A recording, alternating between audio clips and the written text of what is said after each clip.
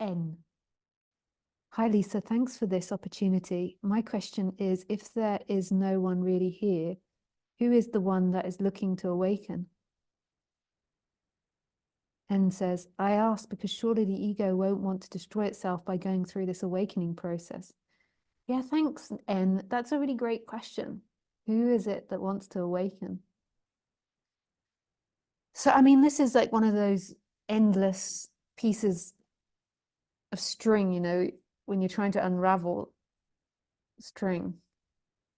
Yeah, that doesn't quite communicate that analogy.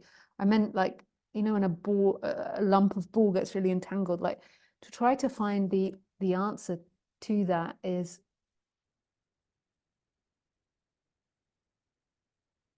or try, you know, when you've got a jumper on, that's a better analogy. You've got a jumper on and you start pulling a thread and then the whole jumper eventually falls to bits. So the Buddha used to say, you know, when I was practicing Buddhism, in order to get into this, you have to really realize that life is suffering. And my explanation of this is recognizing that nothing in the flow of life works. And when that is really realized, then there is a spiritual pursuit to go inwards.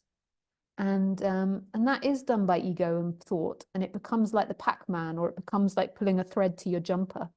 It like eats itself.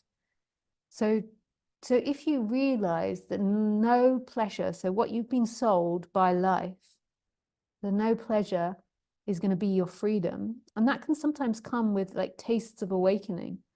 Like, so there's like been big gaps that's happened and awakenings that have happened. So there's a knowing of something else.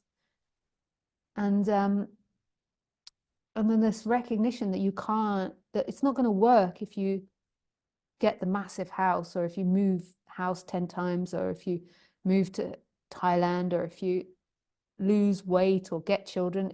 Like none of these things are going to work. They're relative. It'll make you feel better if you're really obese and having problems, you know, breathing and doing things. Like losing weight will make you feel better, but it never ends. It's like an endless cycle of pleasure, pain, pleasure, pain, pleasure, pain. Boom, boom, boom, like ping pong. Boom, boom, boom, boom, boom, boom.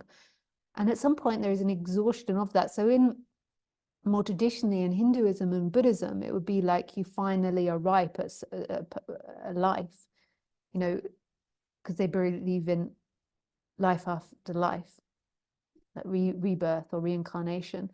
And I don't believe it in the way they do, but I believe it as a succession of habits and conditions. So particular habits and conditions form in a human where they get to that point. Like I got to that point quite early in life, where I realized my life is like a perfect cacophony of events, which led me to realize at quite an early age that it never was going to work out in the story.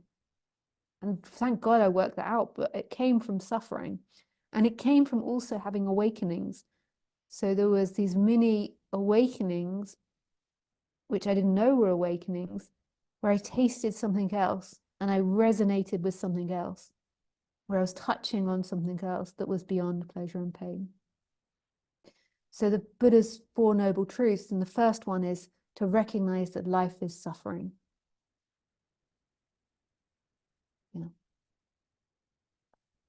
And then, yes, the person becomes like, you know, Pac-Man, he's like, and then when he gets hit by the ghost, he eats himself, he expands, and then the hand goes backwards and he disappears.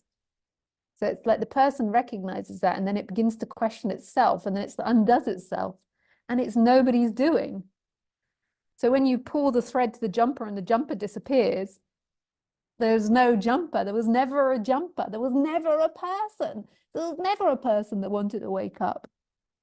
Who you are is what is, which is this.